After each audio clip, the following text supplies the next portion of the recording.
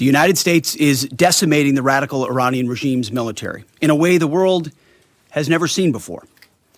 Never before has a modern, capable military, which Iran used to have, been so quickly destroyed and made combat ineffective, devastated.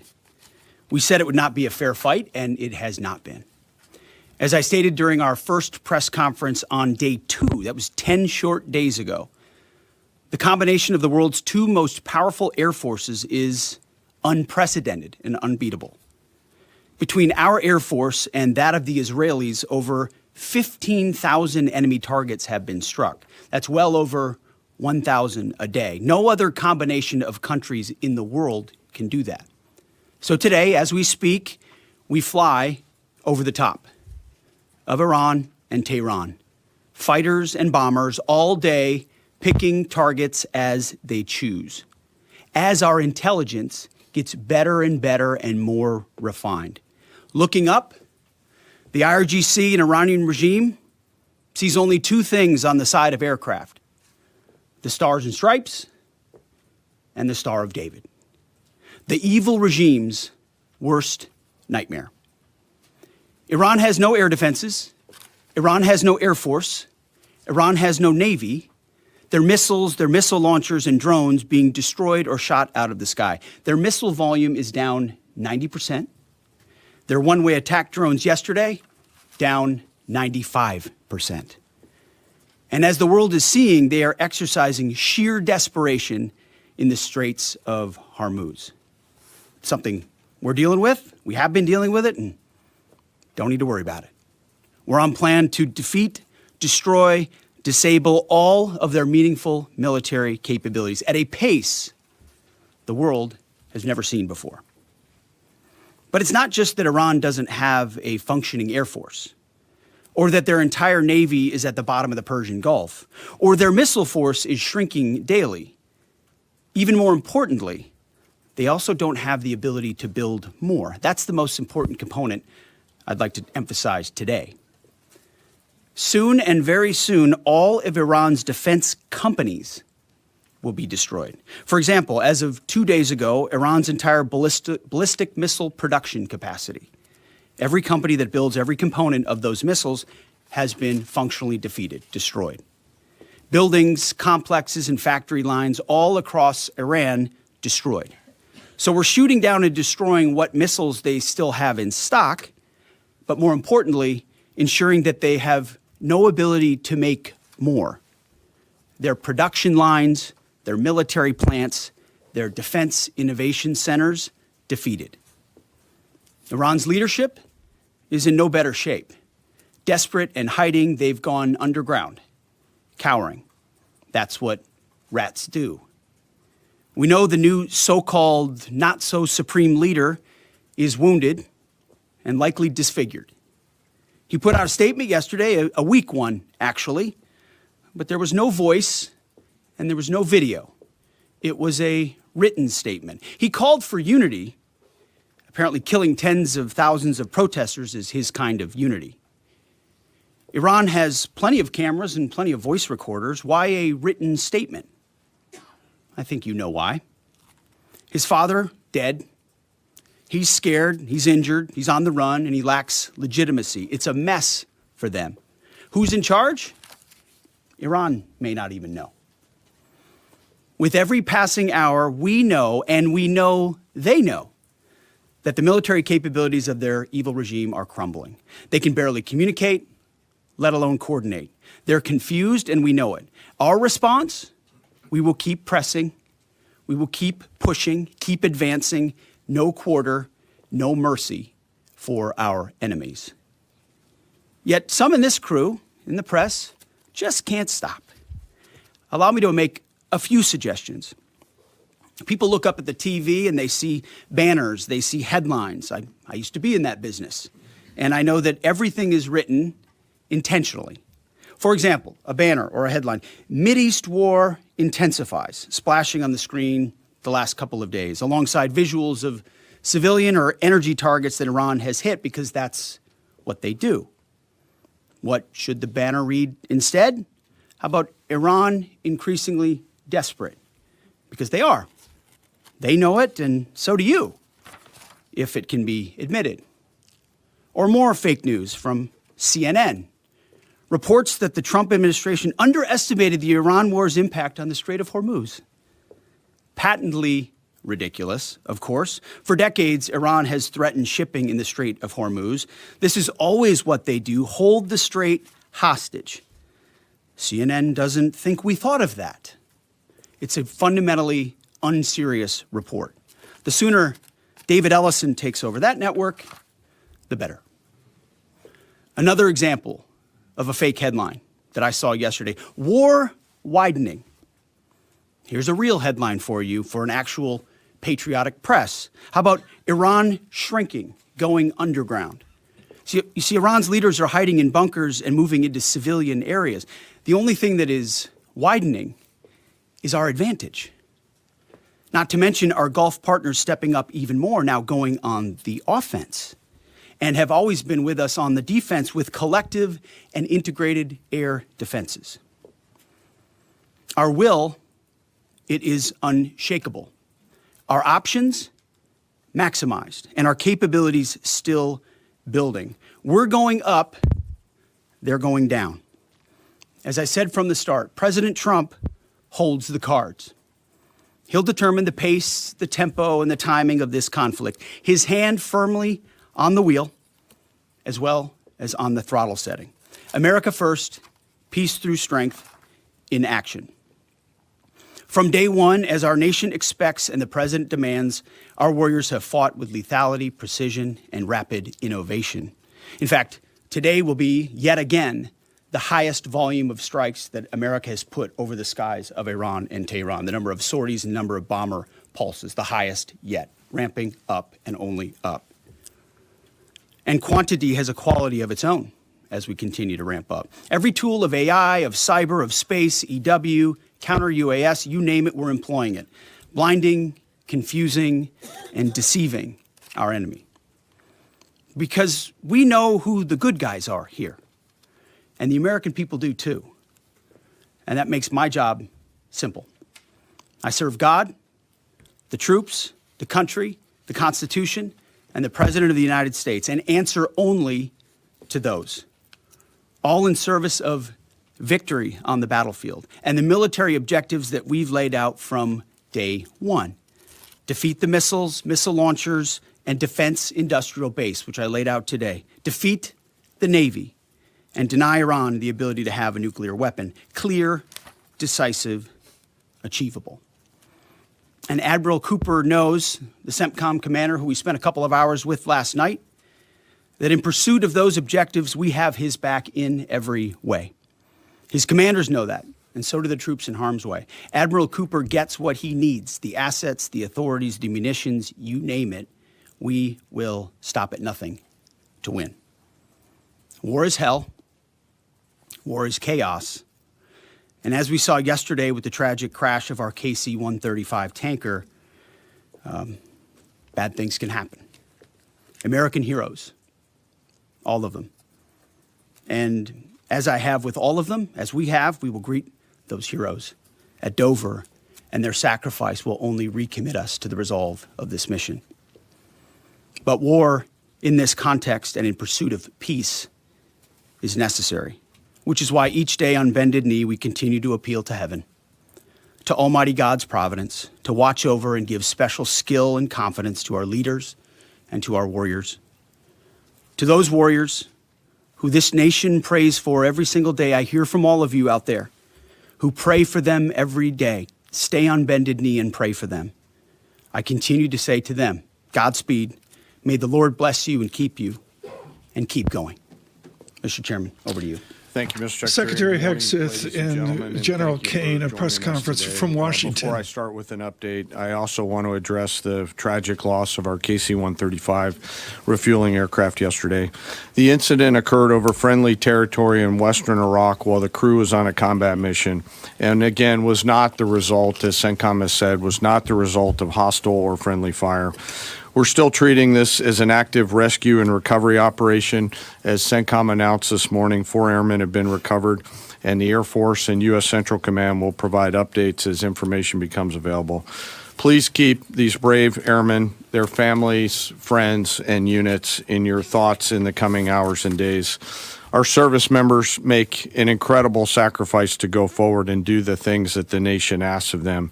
It's a reminder of the true cost of the dedication and commitment of the Joint Force.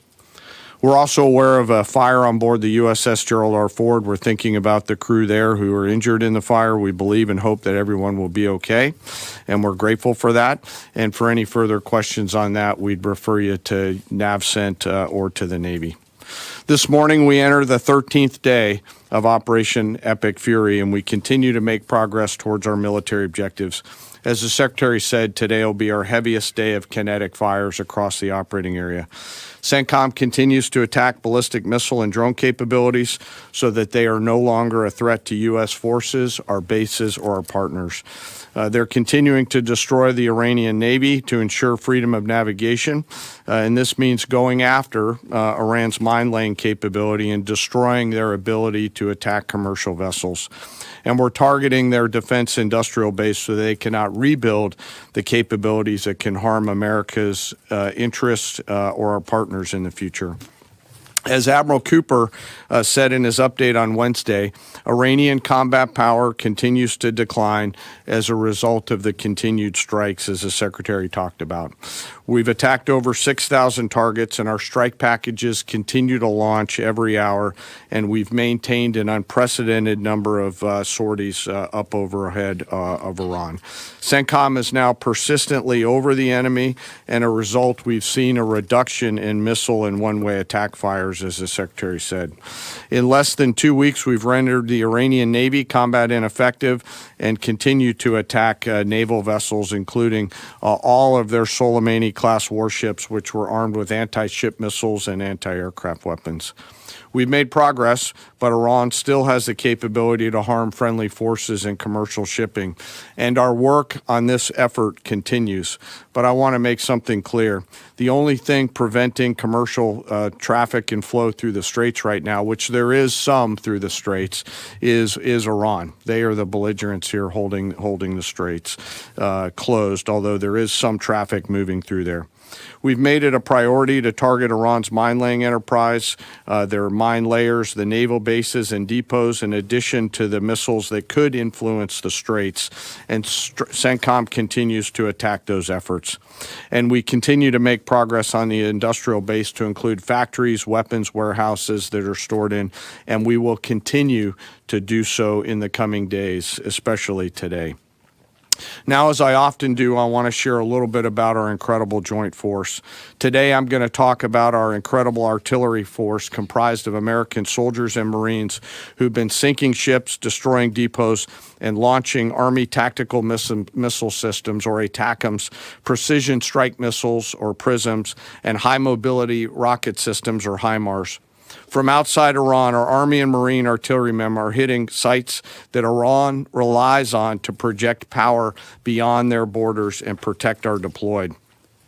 In just the first 13 days of this operation, our artillery forces have made history. They fired the first precision strike missiles ever used in combat, reaching deep into enemy territory.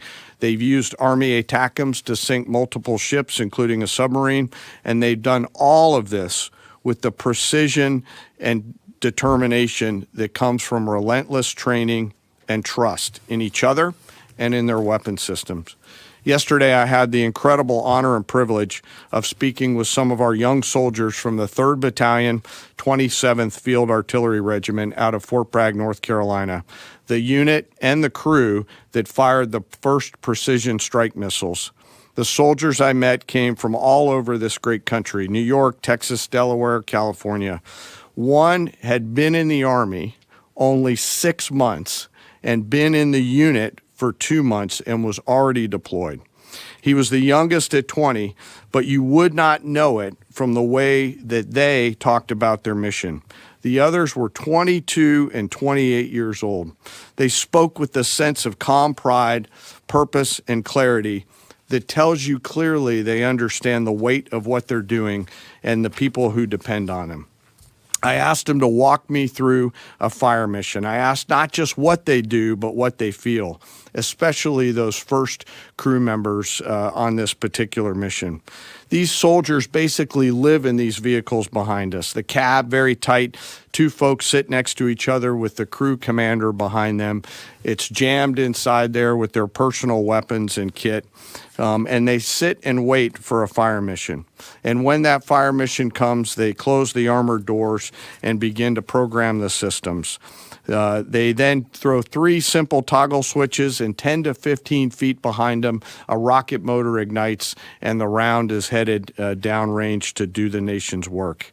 I asked these youngsters, these young, awesome Americans, what does that feel like? And one of them just looked at me and said, "It's awesome." No drama, no hesitation, in the middle of the day, in the middle of the night, in the sun, the rain, in the snow, flawless execution. Their Marine counterparts are out there doing the same thing every night. Same work, same pressure, same expectations, same results. And we hand tremendous and enormous responsibility to these young Americans, and they carry it with a level of maturity, grit, professionalism, and tenacity that makes me incredibly proud to be a part of their joint force.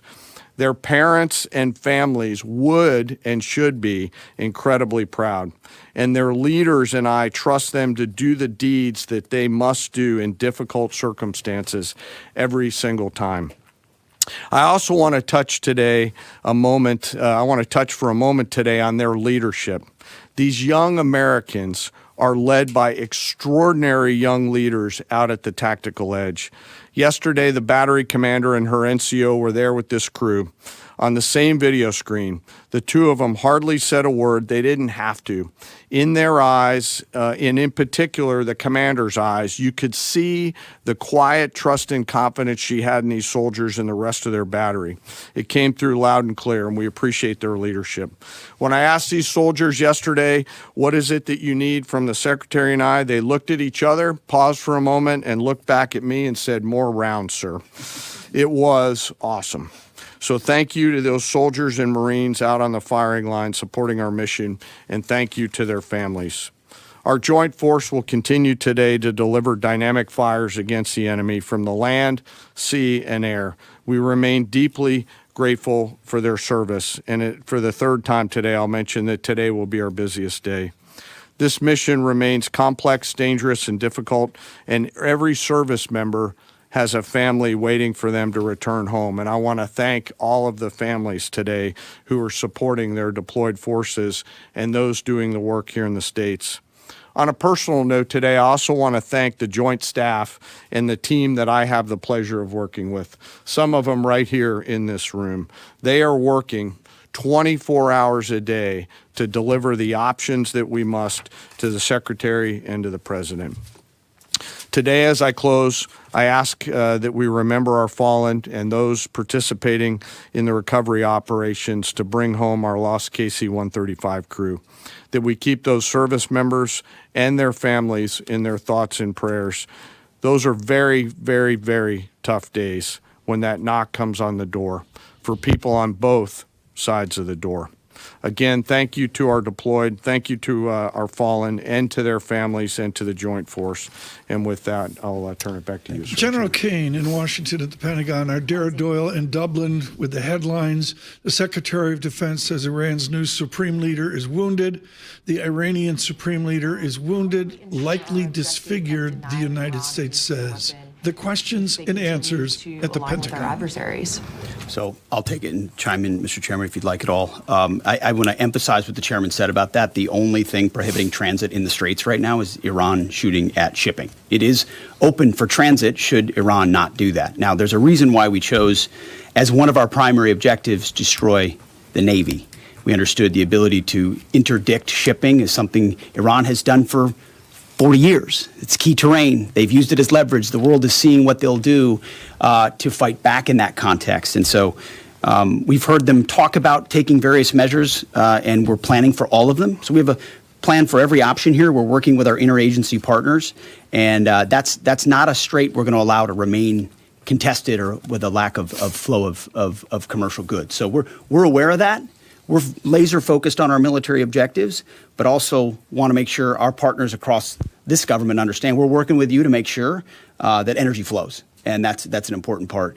And the second question was on the nuclear capability. As we've said from the beginning, their strategy shifted just from defense of their nuclear facilities to a conventional umbrella of so many missiles that no one would challenge their ability to the opportunity to defeat their nuclear capabilities. And it was growing by the day. So with Iran at its weakest moment, going at that ballistic missile capability creates an opportunity to ensure at any point in time that Iran give up their nuclear capabilities, or if need be, you prevent them from doing it, as the president has done once already with Operation Midnight Hammer, obliterating those capabilities. So the conventional side is a huge part at getting at denying nuclear capabilities, if you have anything you want to add. Appreciate the question. I'm not going to comment on what we may or may not be thinking about any options that the Joint Force could be tasked to do in the future, whether it's on the nuke matter or anything else. Thank you. But we have options. The mines that are in the Strait of Hormuz and our ability to, obliterate them? We retain a range of options to solve a whole variety of problems, and that is one set of options that we have, that we hold on to. So, Absolutely. Thank you. Thank you, Secretary Hegseth. Mary Margaret with Daily Wire. Thank you both for the update. ABC News has updated its story from yesterday, clarifying that the FBI report on Iran possibly striking California was unverified. I just want to ask you, what impact did that original reporting have on the public, and does Iran even have the ability to conduct such a strike? And then just really quickly on another note, what role did Vice President Vance play in counseling the president on this conflict? Can you speak to some of the media reporting suggesting that there is a division there? That reporting on California obviously had no impact on us. Also, we're used to bad reporting. We're used to ill-informed reporting. And so it doesn't change how we operate, but we engage with it to prove that it's not true, as CENTCOM has done so well. Ultimately, I look at the reports on a daily basis of our interagencies all over it. My partners across government are all over, looking for indications and warnings, keeping the American people safe. There's a lot of things Iran has said it can do for a long time, thankfully, including engaging their proxies and getting them involved in the fight, which they haven't been able to do. So we're watching that very closely. And as far as the vice president, he's an incredible leader of this team as well, alongside the president and the Secretary of State. I can't say enough great stuff about this team, how it works together, how it provides options to the president, and the vice president every single day is a key voice in that, an indispensable voice in that, actually. In the middle there, red tie, yes. Michael Gordon, Wall Street Journal. Iran is thought to have 440 kilograms of highly enriched uranium in at least 2 locations and several thousand kilograms of lower purity material. Can you conclude this mission successfully without physically taking control of that material, or are you counting on diplomatic negotiations to provide some measure of control leading to its removal? You've mentioned missiles, you've mentioned drones, military industry. You haven't stipulated that taking care of that material is a mission priority. We've said from the beginning, deny Iran nuclear weapons as a core mission. We retain options across the spectrum to ensure that they never do. And President Trump has said that. And that's why this mission actually couldn't have been possible without Midnight Hammer, without what those B-2s did going across and obliterating those facilities. That set the condition for the opportunity to do what we're doing now. So the president's kept his eye focused on nuclear capabilities. And I will say we have a range of options, up to and including Iran deciding that they will give those up, which of course we would welcome. They weren't willing to do in negotiations. I would never tell this group or the world what we're willing to do or how far we're willing to go, but we have options for sure. Right next to him. Me? No, right there. Right here, sir? Right here? I'll take it for Quarter sure. zip right there, yep. No, you, yep. Okay, thank you, sir. Can you please provide some guidance? It's been 13 days in. Can you please provide some guidance, both of you, about the strike on the girls' school? There's been reporting that indicates that preliminary inquiry, even though it's ongoing, has determined that the airstrike was carried out by the United States. Given that there is another competing narrative that this was done intentionally, can you provide us with some guidance about whether this was the case? Secondly, we are also getting, we had heard yesterday from Energy Secretary Wright that said that the U.S. Navy would not be ready until the end of the month to provide escorts through the Strait of Hormuz. Is that an accurate assessment? And if so, can you tell us why? Thank you. Well, with an issue on your first topic, an issue of such seriousness, we're not going to let reporting lead us or force our hand into indicating what happened in a particular situation, because the truth matters. So I can report that CENTCOM has designated an investigating officer to complete a command investigation. The command investigation will take as long as necessary to address all the matters surrounding this incident. And the investigating officer is from outside CENTCOM and is a general officer. But I will note to this group and to the world, there's only one entity in this conflict between us and Iran that never targets civilians. Literally never targets civilians. I look at the process that's used on dynamic strikes or on boat strikes and others. We have a very high fidelity process in that case. So we don't target, Iran does. We will investigate, we'll get to the truth, and we'll share it when we have it. Absolutely. And what was the second About the question? Strait of Hormuz, about the Navy, Secretary Wright. It's a tactically complex environment, and before I think we want to take anything through there at scale, we want to make sure that we do the work pursuant to our current military objectives to do that safely and smartly. So we're continuing to develop. And we do a lot of work. Yeah. And like I said, this is it is dynamic, but this is, I think, almost by 20% the largest day of strikes. And as I said, our intelligence just gets better and better. That feedback loop feeds itself. And as we refine those targets, it exponentially increases what we can hit and why, to include strategic things the world's talking about and looking at. And it's our job to have a plan for it, which we do, to address it, and ensure that the president has options. We've done that from the beginning in this department. He'll have options on that topic as well. Right here. The United States, thank you. That strike, sir? An investigation is an investigation. That's what it is. It doesn't mean anything other than that. Yes. Ryan Morgan with the Epic Times. Regarding today's busy day of strikes, last week you guys discussed the progress of the air campaign to gain air superiority and to transition from these standoff weapons launched at range to more overhead strikes. Can you now say that these strikes today are going to rely entirely on stand-in over-the-top weapons, or are standoff range weapons still in play? It's a great question. I can say, based on the report I read this morning at 0600, only 1% of the munitions we're using today are standoff munitions. The rest are over-the-top, the types of which we have a plethora. Which was our goal from the beginning. You use standoff, which are more exquisite. You transition to a much larger magazine depth, ensuring that you're preserving all the capabilities you have and your options across the force. Sure. Absolutely. Has Iran placed any mines Right since here. the war Lisa. started? Is Iran placing new mines? We've heard them talk about it, just like you've reported recklessly and wildly about it. But we have no clear evidence. We have no clear evidence of that. Thank you, Right sir. here. Mr. Secretary, given everything the U.S. have accomplished in the last 24 hours, as of today, how do you define success in this military option? And has that definition changed from day one? And also regarding Iran government telling countries hosting U.S. American bases that they could face attacks, what is the Pentagon doing about that? First question is, what is the objective? How do you define success as of today? Yeah, I mean, we define success, again, 13 days in, by reaching the military objectives that we've laid out. Launchers, missile launchers, defense industrial base, their Navy, the ability to project power in the naval sense, leading toward denying them to get a nuclear weapon. And we've got internal metrics that look at that we represent to the president, who then can decide how long he'd like to continue in pursuit of those military objectives. So that hasn't changed. There's a lot of things a lot of people talk about.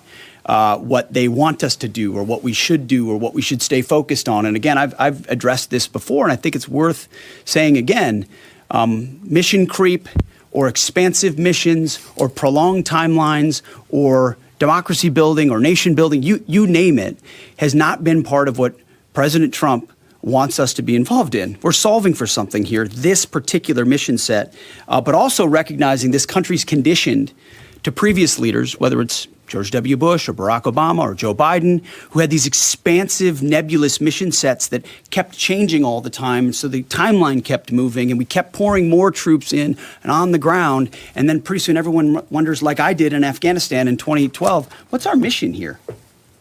I'm not clear what it is. We're taking the opposite approach here and saying we've defined these objectives. We're pursuing those objectives. The president has his hand on the throttle and will decide ultimately when they've been reached that serve the purposes of the United States of America, American interests first. And regarding the threats to countries hosting Yeah, right here. Thank you, Secretary Hegseth. Polls show over 80% of Republicans support the president's military action in Iran, but there's some consternation in parts of the party, particularly from your fellow Fox News alum, Tucker Carlson. He called the war disgusting and evil, and then said of unconditional surrender, which the president has called for, means foreign troops get to rape your wives and daughters. Have you heard these comments, and what's your reaction to them? We're busy executing on behalf of great patriotic Americans with a clear mission that's 47 years overdue, and we're going to execute on that regardless of what people say about it. Yeah, right here. Secretary, you have said that the U.S. military has essentially aerial superiority, naval superiority over Iran, yet we're not escorting ships through the Strait of Hormuz. Why? How did you not plan for this? We planned for it. We recognize it. Because ultimately we want to do it sequentially in a way that makes the most sense for what we want to achieve and ensure that we're sending the right signals to the world when we do so. So when Chris Wright speaks or we speak, it's based on a full assessment of what we're up against, what we want to say to the world, how that we want them to see and understand the conflict. It's like this whole idea of the war widening. That's what the press wants to make it look like it's widening and chaos is ensuing. No, we're actually closing in on grabbing hold of and controlling what objectives we want to achieve and how we want to achieve them. It's called shaping operations and setting the conditions. But when you shape the environment, you don't always tell. Foolish political leaders and foolish military leaders of the past will hang an exact deadline on it. Or here's exactly when we'll do what we're going to do. Or here's how long it's going to take us. And then if you meet that, maybe you meet it. But if you don't, you fail. And if you're far beyond, we know exactly what we're shaping and why. We're sending those signals working across the interagency. The Strait of Hormuz is something we've paid attention to from the beginning. And the American people can rest assured we will ensure that our interests are advanced, no doubt. Yeah, right there, green jacket. Mike Bress with the Washington Examiner. How many American casualties have there been, and where were the American service members when they were injured? It's a bunch of return to duty. So we've had the large majority have gone in for some medical treatment and return to duty. We've had in Kuwait, Jordan, down across the southern flank a little bit, a variety of places, most from one-way attack strikes. But I want to clarify that. I think what we've tried to do here is clarify those numbers rather than saying KIA or WIA wounded. Be more clear about that because the overwhelming majority, almost 90%, thank God, are returned to duty, minor injuries returned to duty. And so that number can look a certain way, and our job is to add some fidelity to it. Absolutely, right here. Thank you, Mr. Secretary. David Zia, Real America's Voice. Can you share what types of munitions have been used on the attacks on commercial shipping? Have any hit mines? And are USVs, unmanned surface vehicles, being used? And just a quick follow-up, were there any arrests in Fort Campbell with the drone thefts?